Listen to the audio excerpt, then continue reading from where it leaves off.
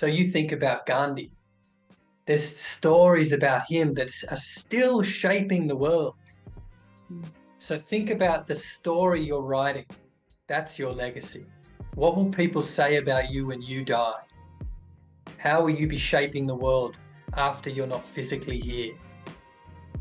Everybody, welcome back to another episode of the Journey to Legacy podcast. Strap in, buckle up. If you're starting this episode now, you're maybe already noticed it's a little bit longer than my other episodes. And that's because I couldn't fit in all this amazing information that our guest, Mr. Haydn Griffiths, all the amazing information that he provides. Literally, we used up our time block and we had to keep going.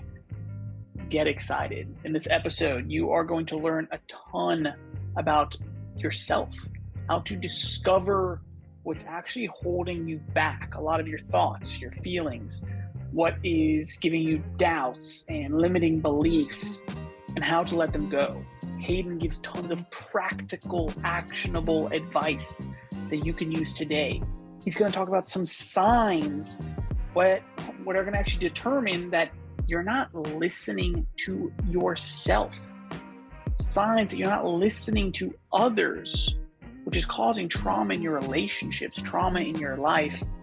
And if you can start to realize this, humbly and empathetically realize these things, you can truly let go and you can move forward towards greatness. I'm not going to say anything else. Everybody, let's hop right on in. Enjoy this episode with Mr. Haydn Griffiths. Haydn, thanks for being here. My pleasure, mate. Thank you very much for having me. Hey, it's absolutely my pleasure. Haydn, why don't you tell everybody in your own words a little bit about who you are?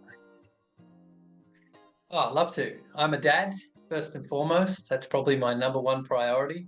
I absolutely love being a father. It was when I was young and I looked up to my father, I just wanted to be him. I wanted to be that strong, powerful presence that was committed and stoic and kept turning up and would put the family first. That was my number one goal as a child. That's what I've aimed at and who I've become. I'm a father, two kids, one's 3, one's 7 months. We're planning on having more. I'd like to have at least 5. I have an exceptional wife. She's a coach. She's a high performance trampoline coach. She got voted number 3 in the world. She took her first senior male athlete to number 1 in the world in his first year as a senior male athlete. So she's an exceptional coach. And I'm lucky enough to be a coach as well. And I coach business owners, particularly in their area of mindset. So I show them what's actually causing their fears, their doubts, their procrastination.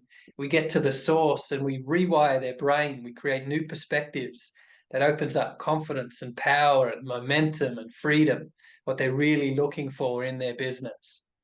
That's what I get to do for work, which is great. I get to travel around the world and coach business owners and provide for my family. It's a wonderful life. Haydn, you have a great energy behind you, which is awesome. There's no doubt in my mind that spills over into your coaching and what actually helps so many of these business owners to get over their own limiting beliefs, right? Get over their fears, their doubts, and create that empowerment inside of them. And also, I'm so happy that I let you introduce yourself in the beginning because there's no way that I would have introduced you first and foremost as a dad, as an amazing dad, right? You said that stoic father figure, which is absolutely amazing. I think you mentioned that sort of comes from your dad, or where do you think that got built up within you? Yeah, definitely my father. My dad, an exceptional man. He gave his life to his family. He, Wow. every now and then he would complain about his boss, but mostly without complaint, without looking for recognition, without looking for appreciation. He just did it. He did his duty as a father. He did his work. And I aspire to be that type of man. Yeah. What an So definitely my dad. amazing role model. Wow, what a blessing to have such a role model like that. Do you know what his dad was like? Your grandfather? Where do you think your dad got those traits? Yeah, I think very similar. I think I'm lucky to be born in a culture where each generation, well, I look back through my through my heritage lines, and that's what the men did. They went to work, they went to war, they were there to provide for their family. They gave up their life. Well, they gave up their immature life, the desires of a child, to provide and be there for the family, and they reaped the rewards too. Don't get me wrong. The love, the fulfillment, the pride, seeing your children grow, they got all that too. So they Yeah, gave up those immature desires for those mature desires. And I think it's just been part of the Western philosophy for a long time that that's what sure. we do as men. And the women do Yeah, it too. They give up their immature desires to create the home and the love and the environment for us to flourish in. There's that amazing. partnership there. So I was very Yeah. lucky to be born with those families that did that Yeah. work. Yeah. What a blessing. Before the interview started, you told me a little bit about your journey, and you mentioned that you grew up in pretty well off family, well off neighborhood, but you didn't necessarily have a lot of gratitude for it early on. When did you sort of Did start not to develop? appreciate it. Yeah, when did you sort of start to develop this mindset? Because I mean, you're crediting so much of this to your father and your whole lineage. When did you sort of start to Mm. actually realize this and steer into it? I'd say about 25. I'm 35 now. About 25. Before that, I was resentful, angry, somewhat bitter and Mm, righteous and judgmental. I still deal with those parts of me today. They're not completely gone, don't get me wrong. Being righteous in my marriage is something that turns up often that I deal with. But back at 25, I was unaware of these parts of me. They were who I was being. They were running me. And at the age of 25, it just hit me one day, and I don't know if it was my brain development or I don't know. I've spoken to other friends and they're like, yeah, 25 seems to be the age where you start to realize that maybe I'm the problem. Maybe yeah. it's not my parents, it's not the world. Maybe it's me, you know. So that was where it started to click that, hey, what, maybe it's here. And that's where I Yeah. apologized to my parents for who I'd been and Right. started to thank them for who they'd been for me. That's where I started to see wow, I was very lucky to live in this neighborhood where, Wow. friends down the road, education, abundance of food. It was safe. There was never at risk. I could walk to school without any fear, any threat. I could go off on the Wow. weekends into the bush at 10 years old and just play. At about 25 is when I started to see these things. Yeah, So you start to said that appreciate it. you said maybe it was just like your mind developing at age 25, and you started to see that there wasn't like an incident or something that happened. I was going to ask is because actually I just interviewed somebody else, and they were talking about a near death experience that they had, and that sort of Yeah, shifted that can to do them it like too. that. Yeah, that can do Oh it. yeah. Yeah, that can definitely do it as well. And maybe it was an accumulation. I'd broken up with a girlfriend. I Mm, was leaving a job as a manager of a pub. I was in Amway doing the MLM stuff. I was starting a new job as a climbing arborist, going to TAFE, getting certified. Maybe it was just an accumulation of this stuff, and maybe it was, wow, life's not life's not that easy. But I've mm, had it easy, and I haven't even known it. wow. Maybe there was something there, but I can't pinpoint the moment. I think it was one of those Mm, wake up in the morning epiphany type. Oh my, oh wow, sure. type realizations. Yeah. I've had the thought, and I think a lot of people might have this thought as well, that if you come from let's say, a quote unquote easy life, I'm also so blessed to say that I believe that I grew up in a pretty easy life. We were definitely very lower middle class, but lots of love, rather relatively easy life. Either way, I've had the Yeah, thought, yeah, and I think others have the thought, that it's tough to share or make a big impact if they haven't gone through this huge struggle, this triumphant overcoming something. How do you yeah. feel about that? Because it sounds like you're sort of that story of there wasn't anything too crazy that happened, yet now you're making a huge impact in tons of people's lives. Yeah, and I did. It's funny, like, and it's fascinating you say that because objectively, yes, my life was easy. what I dealt with and what many people are dealing with these days is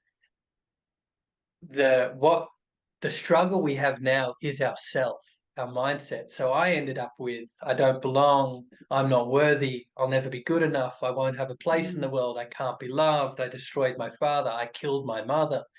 I ended up with mm, all, and for the listeners, my mother died when I was one from cancer. I was in the womb and they had to release me early. mm. Um, and my dad said to me when I was 3 or 4 years old that I am the reason my mother died, and I took that on. So I ended Wow. up with all these mindsets that led to, by the age of 13, 14, drinking and injecting drugs.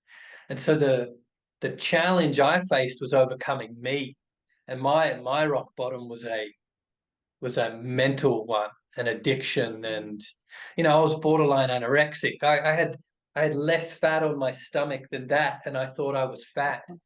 I Wow. went 2 years where I couldn't sleep. I was terrified of going to bed, and I overcame my insomnia. Um, so my battle has been this one, and I think with the life we live these days, where everything is so abundant, food, entertainment. Things are so easy. We put the dishes in the dishwasher and press a button, or the clothes in the washing machine. Sure. We're creatures of conditioning. We're conditioned to this ease, and we have so much time to think that we get into these like Interesting. overthinking and working ourselves up and creating this anxiety and depression. Yeah. Um, Yeah. that's that was what I overcame, was myself. Yeah. That was the challenge I had. When I started to overcome this unhealthy mindset, then I could see how easy my life actually was, that my life wasn't Mm, actually tough. I was causing it to be tough through how I was mm. thinking. Yeah. Wow. Man, I mean, I'm so happy that I asked the question the way I did, that, you sort of shared so much of this, that of course, your mom passing away in birth, right, while she was delivering you, No, obviously no, it's no. not. Sorry, I miscommunicated. I Oh, was okay. I was in the womb and they In the found the womb. tumor. So well, it was an early birth, and then she Oh, died. wow. That she got straight into chemo and died about a year later, year and a half later. Okay. Gotcha. Yeah, and so Gotcha. dad had the idea that the hormones when she was pregnant with me caused the tumor to develop to a point that they couldn't cure it. Oh, So wow. he created the mindset that I was the source of her death. Yeah, Man. that poor guy. He lived with that as well. Like, Oh, imagine wow. raising your son thinking he's the reason you're the woman, the love of your life, who you've built this home with, has killed her. You're like, whoa, poor man. Man. Well, that's Yeah. intense. Hayden, I mean, that is intense, but your empathy levels are impressively high, right? Not a lot of people would. I mean, it's Thank amazing that you. you feel that way towards your dad, also. Which, of course, you said he's super loving. You raised you guys amazing, which is wonderful. But then, wow, you went through. You said he turned to drugs and drinking early on, age like 13, Mm, 14 was pretty dark. Um, I mean, yeah. was there a time where you thought like this was, I don't know, like the end of your life already, like that early on? Yeah. Yeah. At 16, my future was death or jail. That was the future I saw for Oh, myself. wow. And this was a life turning moment, and this was the start of me becoming the man I am today. This saved my life. This moment, I was in the shower, 16 years old, and my stepmother walked in, and she was crying, tears coming down the side of her face. And she sat down on the bath, and she opened up this DVD case, and there was used syringes in it. And she Mm, said, and I thought, what the hell are you doing in here? Get out. That's what I was yeah, yeah, thinking. And then she said, I don't know why you do this to yourself. You've always been a good boy. And it just hit me like just whack in the face. The emotion, the intensity of the moment, and the statement. I thought, what if she's right? What if what if I'm not this worthless piece of shit who'll never be loved and never have a place in the world? What if my future doesn't have to be death or jail? What if I am a good person? What if these people who are telling me that if I just applied myself, I could be something? What if they were right and I'm wrong? wow, And and that was enough for me to stop hanging out with those friends who did go to jail and some did die, and Wow. start finding a new friend group. And I was like, okay, so I can I can actually make friends. People actually like me. Maybe there is something here. And it changed the trajectory of my life. That one moment, my stepmother willing to put herself at risk, look bad, express herself fully, the emotion that was really there for her and say what was there, changed my life. And that was the beginning of me starting to see that it was all in my head, that it was Yeah. that all of my experience and my actions were coming from how I saw myself, and that wasn't real. That was it Wow. was real until that moment I discovered it wasn't real. And that was just Wow. like kaboom. And that's now it was a slow curve. Of It course. still took me another 14, no, that was 16, so another 6 years to stop that destructive blackout Mm, drinking and mm, destroying relationships, which is what I would do. So that took another 6 years, and then it was another. Then I started to, do the multi-level marketing, and I started to build more confidence. And my success got steeper the longer I was on this journey of self-discovery and discovering my mindset and how it was affecting me. Yeah, but that was wow. a pivotal moment. Yeah, Wow. 16 years old. Some things that are sticking out to me here is that, your stepmom came and, sort of confronted you, if I could use that word. yeah, And, there's no yeah, doubt in my mind it was extremely tough for her to do that. And yeah, although she didn't have this, unbelievable advice for you or say these crazy words, the fact that she was willing to have a hard conversation changed the trajectory mm, of your life for forever. So I think that's yeah, that's something that yeah, everybody should realize. If there's a hard conversation that you don't want to have, that you feel like you don't know what to say, simply just by having it can change someone's life more than you think. And it might not be yeah. When you're instantaneous. real, Go ahead. Go ahead. yeah, when you're real, when you express fully. And so often we hold back, or we try to be strategic or tactical, or gotta say it right, but when we're all out there, we can really have impact with people. Yeah, Wow. she was all out. There was nothing held back in that moment.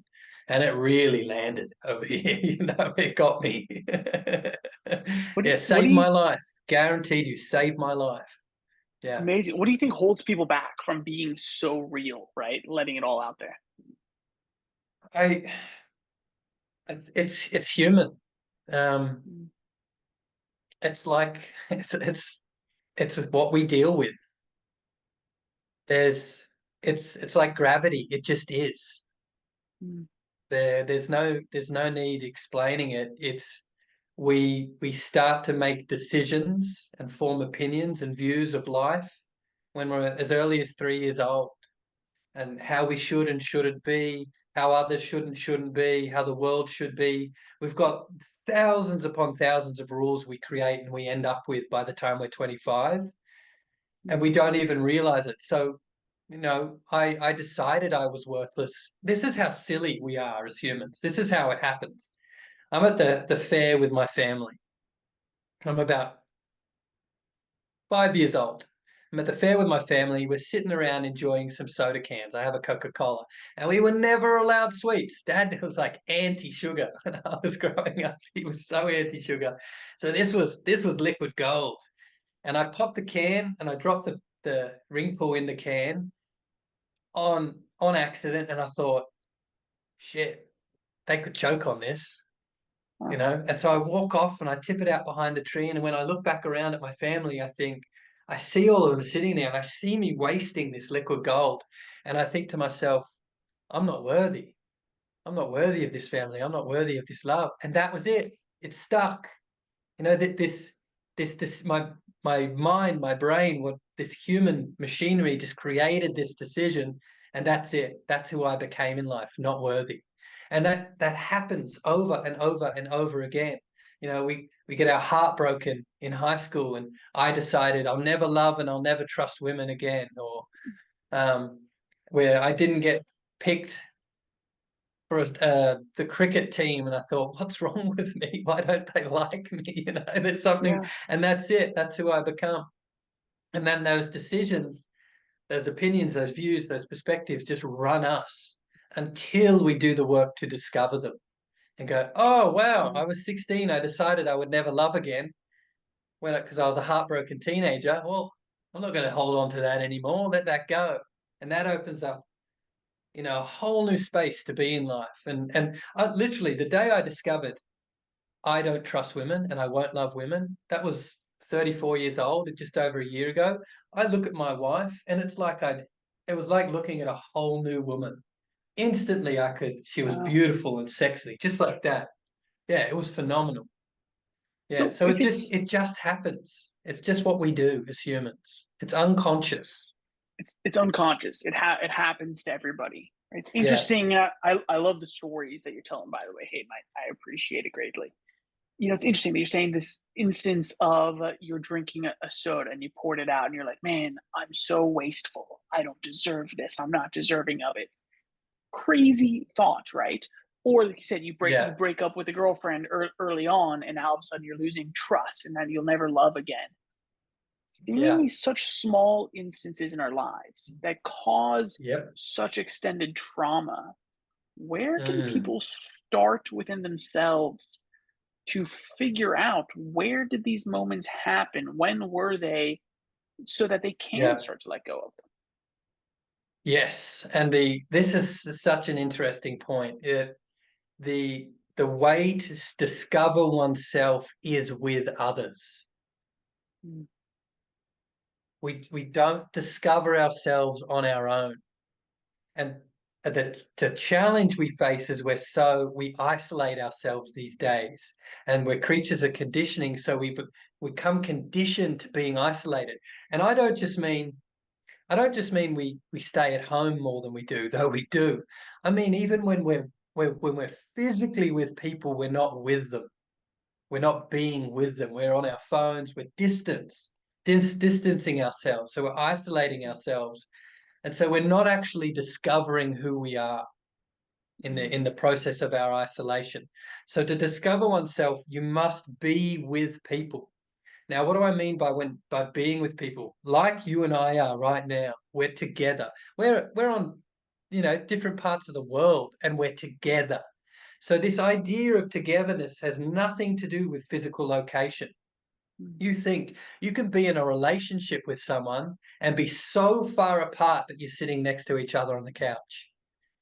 And you can Yeah. be in a relationship with someone and they're off working and yet they're so with you. You love them so much. They feel you in that moment and they're nowhere near. So that together is not a physical thing. It's a spiritual, emotional, mental thing. And so you need to allow yourself to be with people to discover yourself. The second part I would say is pick your people wisely, okay? Because you're going to influence them and they're going to influence you. We're like antennas and the information is flowing back and forth. Some people call it energy or whatever it is, it's there and it's flowing back and forth. And if you're not conscious of who you're picking, they are impacting you and you are impacting them. If you pick people who have discovered themselves, who are self-aware, they will be able to guide you through discovering yourself and these limiting beliefs, these unhelpful mindsets that are present in you, that are holding you back, the stuff you've created from early on. So you've Wow. got to be with people. Now, when I started my journey, the one of the best ways I found was books and videos to be with people. A brilliant person could literally put their self in a book, how they think, how they communicate, their ideas in the book, and you can absorb that. So you can be through someone through their writing, through their videos. You can start to Mm. be with people discovering yourself, and this works to an extent. It won't work to the level of being with a coach or a professional practitioner, a counselor, psychotherapist, someone who uses communication to look into who you're being, how you're thinking, how you're acting, what's working, what's not working. Um, and also someone who's been on the journey themselves, not someone who's just, you know, thinks they know what they're doing, someone who's been on the journey and can actually guide you down a path to get what you're looking for. Nice. So this journey to discovering yourself, you're giving some really Yeah. amazing actionable things here. I really appreciate it. So you said sort of almost two steps. The journey to discovering yourself is one, you have to discover yourself with others, right? You have to Yes. consciously be with them, not necessarily physically. Yes. And then the second one is it has to be the right people, right? You have to pick the right people to influence you, people that are self-aware. I love the Yeah. piece also that you mentioned through Yeah. books or even listening through audios, right? The classic saying is Yeah. you're the average of the five people you spend most of your time with. I put out a Mm. video a couple of years ago actually that was talking about let those five people come through audios, let them come through podcasts, let them come through videos, right? Yes. They can be some Yeah. of the most successful, influential people in the world. You can pick now in today's day and age to spend time with, right? And consciously be there. 100%.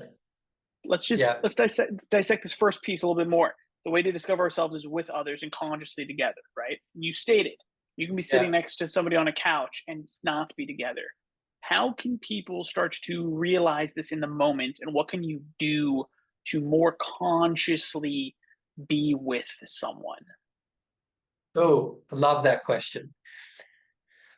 When listening, there's multiple things to listen for. So people think hearing their words is listening. It's not. If you're not conscious of your mind while someone else is listening, you're not actually listening to them. When you're not listening to yourself, your own interpretation, your assessment, your judgments, what's going on up here, that little voice speaking about what they're speaking, you're not actually listening to them. By default, if you're not listening to yourself, you're only listening to yourself. When you start to listen to yourself, you can start to separate your own view, interpretation from theirs. And then you'll actually hear them. And the goal is then to put yourself over there in their view. What's their experience? What they are committed to? What are they dealing with? What's it like for them? And then you'll get into their world and actually hear them. Yeah. So we got to listen to one, first and foremost, us in a Mm, conversation. Well, mm. then we can actually put it aside and listen to them. So by default, if you're not listening to this, you're not listening. Wow, I've never Yeah. heard it So put that way before. that would be my first tip. That would be my first and only tip. That is what Great. there is to develop.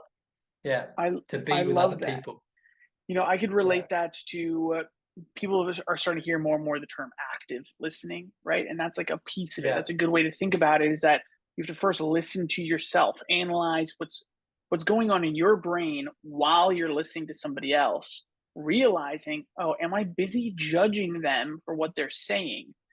Well, if that's the case, then I need to realize in myself, I have to set that aside to be able to truly Yes. hear and listen, or even consciously say, oh man, I'm realizing that I'm not listening. I'm not interpreting what they're saying. Yeah. Are there practices that people can start to develop even that consciousness? Yeah, definitely. There are practices. And I'll say this too. A sure sign that you're not listening is you're frustrated, you're stressed, you're angry, you're arguing, or you're ending up in arguments in your relationships and conversation. If that's turning up, you're not listening to them. You're listening to your judgments, your assessments. If you're actually listening to another person, you'll experience what they're experiencing. When you're actually looking from their view, you'll get it, and you won't be angry, frustrated, and upset with them because you'll get it. You'll understand them fully. So that's a sure sign you're not listening. If arguments are turning up, you are not listening. I can guarantee that. I can guarantee that. I'll put my life on that, okay? What people can do is as simple as, and I'm sure many people have read about this before. It's in Stephen Covey's book. This is the first thing, is the Indian talking stick, where only the person holding the stick can speak. And before someone else gets the stick and allowed to speak, They have to say back to that person what they heard. And if the person holding the stick doesn't like it, then they can say no and express themselves again until that person gets it to the point they're happy with. That will train you to truly listen. Now you can do that without the stick. Yeah, okay. You don't need to go into every conversation, work meeting like, "Hey guys, we've got to hold this stick to talk." Okay, I get that people are going to judge you for that. That will happen. I wanted to implement that in my work once, and that was not well received. Anyway, start saying things back to people as they say it. That will train you to listen to what they're saying, word for word. Some people call it parroting. It's not parroting. It's saying it back to them as they say it. And no, that for most people is going to be really uncomfortable. They're going to think, "Oh, people think I'm parroting, and they're going to think I'm imitating them." I promise you, they don't know. They love it. And what happens? So someone says a sentence. Normally, we put our opinion on, or our view, or our judgment, and that conversation that they started is stopped, and we've actually started a new conversation with a new opinion. And then they'll put their opinion and view onto that, and that conversation is stopped. We're not actually having a conversation.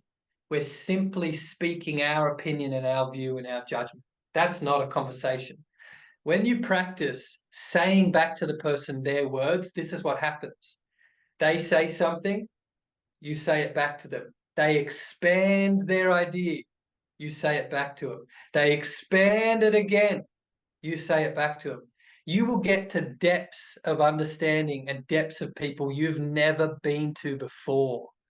You think you know your better half, you don't.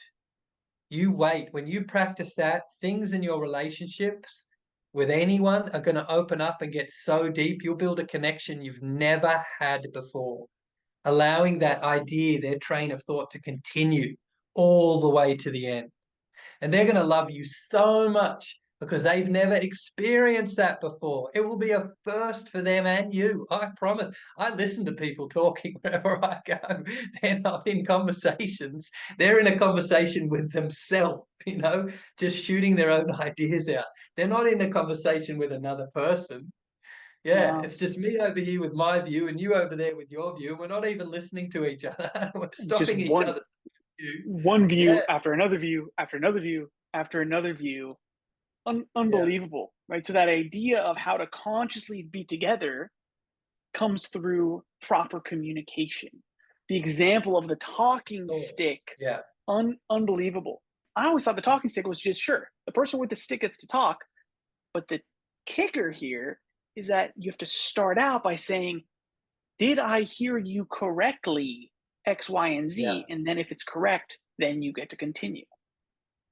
100%. You're demonstrating you actually heard what they're saying. You actually get their point of view.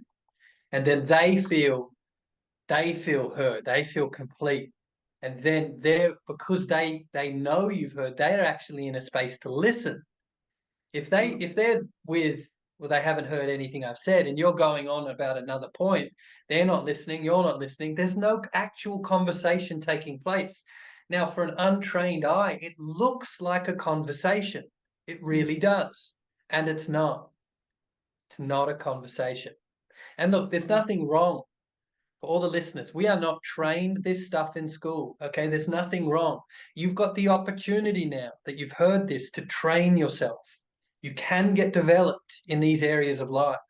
And I promise you, the relationships you'll develop when you do, your ability to have impact in your workplace and be with people and influence people and actually get what you want and have the environment be a product of you instead of you be a product of the environment will go through the roof.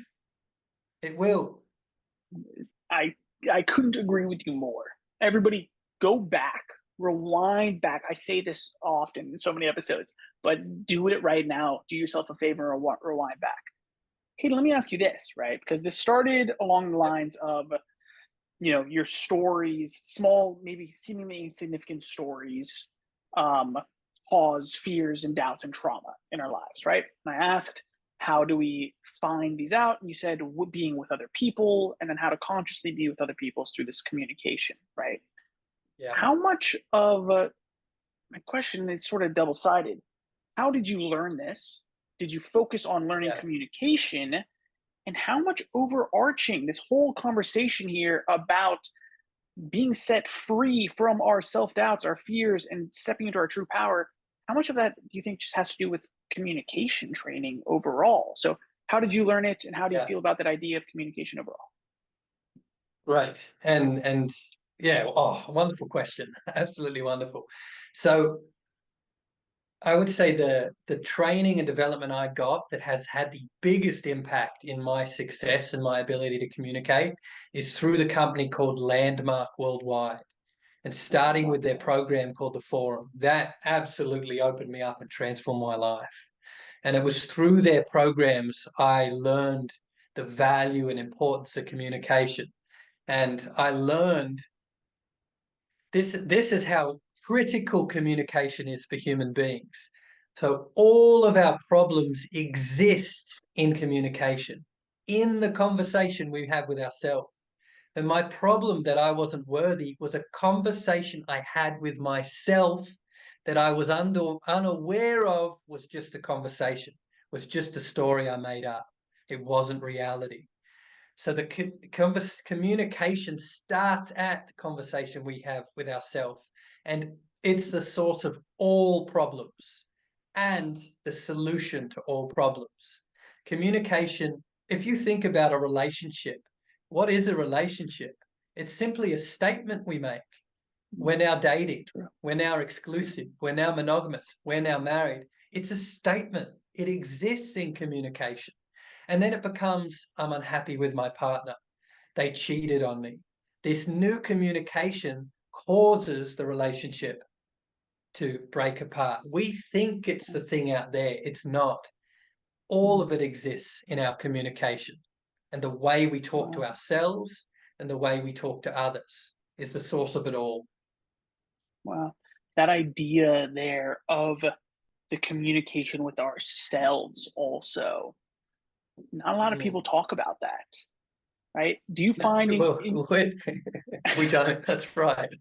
yeah, do you find in your coaching, and I want you to sort of in this answer give a little bit of a selfish plug also, if you don't mind, because that's what I Okay. want to give back to you for sharing such amazing information. But in your coaching, do you talk about this communication in yourself? Is that where it starts, or is it in That's that what we focus communication?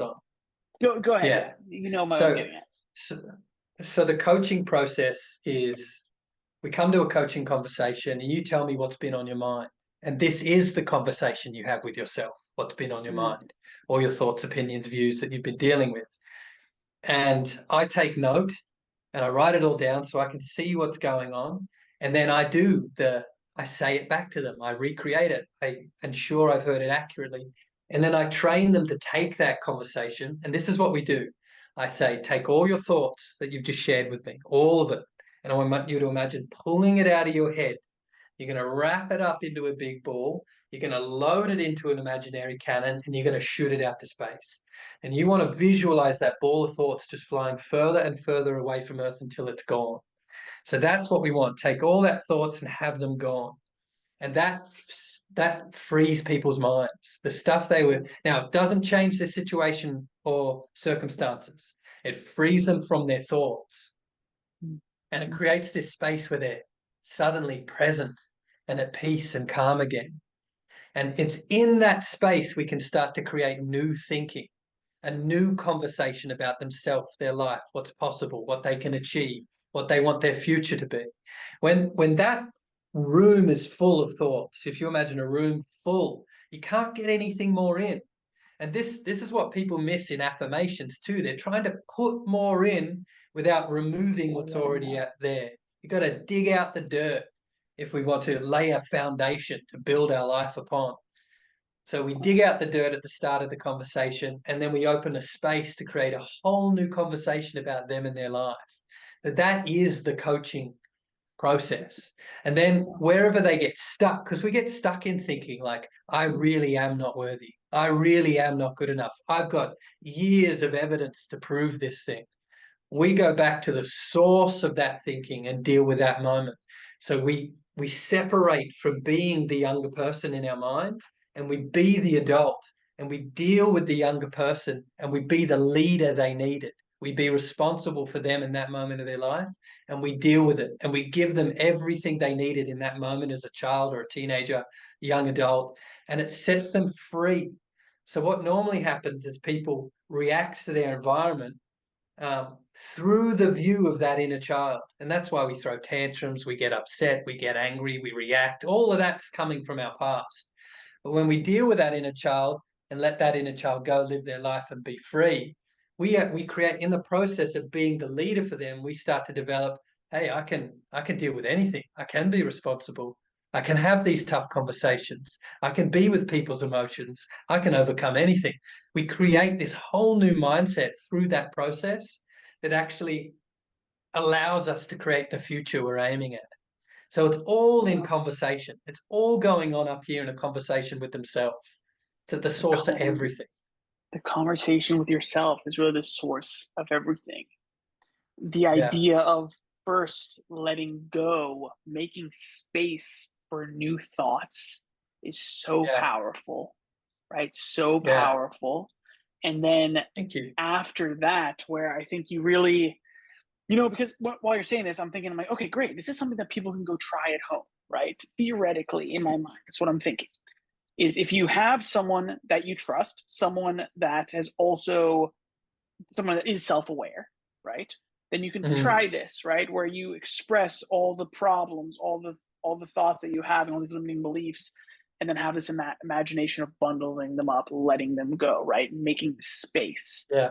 But then the second piece, it seems almost too tough for me for people to have it, to do at home with even a loved one, right? With someone that is self-aware, it seems like they have to have really professional for the second piece of the puzzle. That is this, let's figure out where did this start and now deal with this childhood problem, right? Yeah. I would totally agree that some of these things in our past was so painful, hurt us so much. We buried them down so deep. We don't want to face them. And going anywhere near those moments is just like horrifying. And we were like, no, nah, can't do it. I'm out. Get away from me. Leave me alone. We need that strong, powerful, empathetic individual who gets it to guide us through it. Because it once we stir up those moments, and everyone has that moment, or those moments with previous lovers, parents, siblings, school events, work events that just haunt us. And that's where, at the start of our self-development journey, or not at the start, when we're ready to take that on, when we're like, okay, that's it, I'm done, I'm turning my life around, that guide is crucial, 100%. Nice. When you get through the thickest ones, and there's going to be a few there, I promise you. When you get to the thicker ones, you need the guide.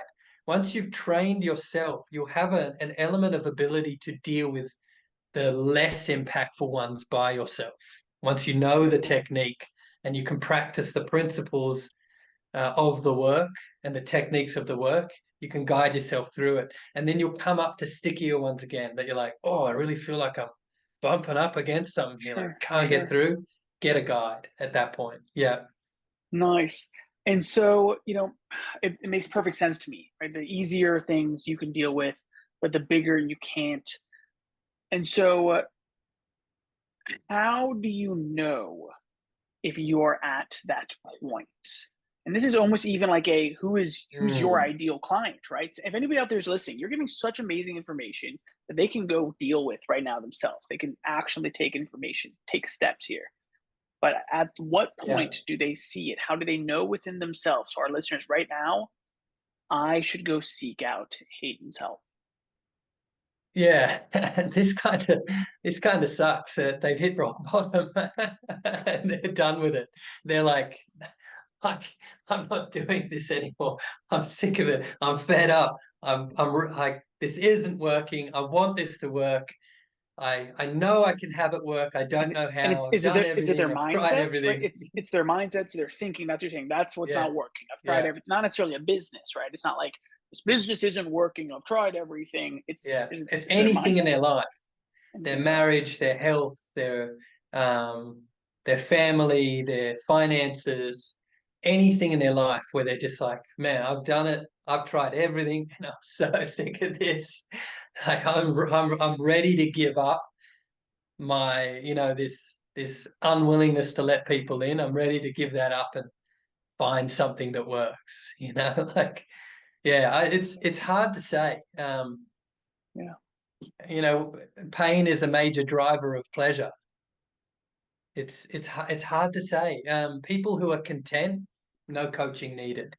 People who are discontent, seek guidance. If you just, I have my ideal clients are the ones who are never satisfied. What drives them is they're not good enough and they're not worthy and they're constantly trying to prove themselves. So they're already up to stuff. They're already succeeding, but they can't appreciate it. It's never enough. They got to do more. They're so afraid of failing or looking bad or getting it wrong, and it constantly drives them to do more, more, more, better, better, better. So they're never happy. It's just, and it's like the wheels are spinning, but they're not really where they want to be in life. They're just burning all this energy. They're my ideal clients. They're Yeah. already. That's why I do business owners. Sure. They want to do it on their own. They want to be independent. They want to be free. They want to be rich. They want to be wealthy, but they're not, and it doesn't matter how much they do, they're just not getting there. They're my ideal clients when they're ready to listen, ready to confront Nice. themselves, and ready to be responsible that they are at the source of the things not working in their life. Yeah, they're my Amazing. ideal client. Yeah. Amazing. Hayden, we sadly have to wrap up here because we Yeah, both have got it. meetings coming up. But I have to ask you, right? Because in this sense, what you just stated, right? It's when somebody hits rock bottom, right? They hit it and they realize I can't do this myself, right? It's just not working, right? And you said the ideal person is somebody that is hungry, right? They're not satisfied. Yeah. They want more. Where They is got a this vision, line? Right? got a Yeah, vision. they've got this vision. They want more. Talk to me just briefly around where's this line of healthiness for I'm not satisfied, I want more, versus Yeah, being great question. grateful almost, I guess. So there's nothing wrong with not being satisfied. It's if we're unaware of our mindset, it has us. It runs us. We're not in control. We are a reaction to our environment. So it's when you become aware of, oh, hang on, I have the thought I'm not good enough, and that's driving me to prove myself, and that's why I behave this way. And actually, that thought that I'm not good enough isn't true. I made that up when I was Mm, young. mm, And actually, life has nothing to do about being good enough. Then you're free. You're free from that thought running you, and then you can choose to say, okay, well, you know what? I'll be productive and happy as I pursue my goals. And then you become a creation instead of a reaction. So when it's a reaction, it has you. mm. You're a passenger on this machinery that we are. When you catch that, the machinery that's running, and you become aware of it, and you think, well, that's not real. I made all those thoughts up, even though they've been driving me, they're not real. Then you can create something that is you. Then it's powerful. Yeah. No, So that nothing wrong with any of that. There's lots of greatness in not good enough. It drives people to yeah, yeah, greatness. yeah, What I do is set people free from it so they can have the greatness from a created standpoint, from a place of peace and appreciation and love, instead of unworthiness and not good enough and all that yeah. that's Ah, going on in us. That's all. amazing. Hayden, thank you so much for your time today. I greatly, greatly appreciate it. Everybody that's listening, go check out what Hayden's up to. Last question for you that you'll take us out, sign us out. It's around the show's theme of journey to legacy, and I was curious, what does legacy mean to you, and what's the legacy that you want to leave on this world? Yeah. Legacy is what you leave behind, and what you leave behind is a story about who you were and the impact you have. It is a conversation. So you think about Gandhi. There's stories about him that are still shaping the world. So think about the story you're writing. That's your legacy. What will people say about you when you die? What's the story they will tell about you? That's your legacy. How will you be shaping the world after you're not physically here? To everybody out there listening today, thank you so much for tuning in. Let me know what you thought. Please, there should be a poll, a question on this podcast episode, or else go onto social media, share this, or just tag me, send me a DM. Unbelievable, right? Haydn just sharing about it. So much comes from communication.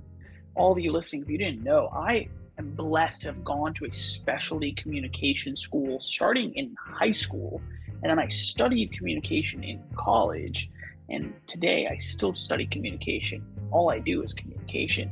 And it's amazing to hear this idea of communicating with ourselves first, understanding ourselves, making sure that we are actively listening to our thoughts and perceptions around what other people are saying while we're listening to them, to make sure that we're consciously with them. And how cool that he talks about these simple signs of, in a conversation, you realize you're not listening.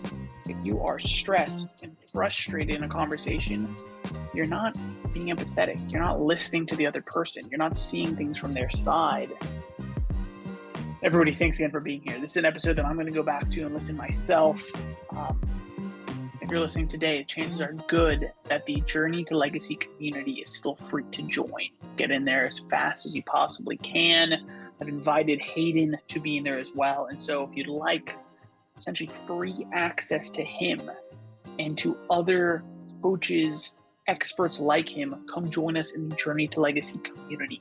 It's a place where like-minded people that are focused on bettering themselves, bettering others, and bettering the world, we're all coming together.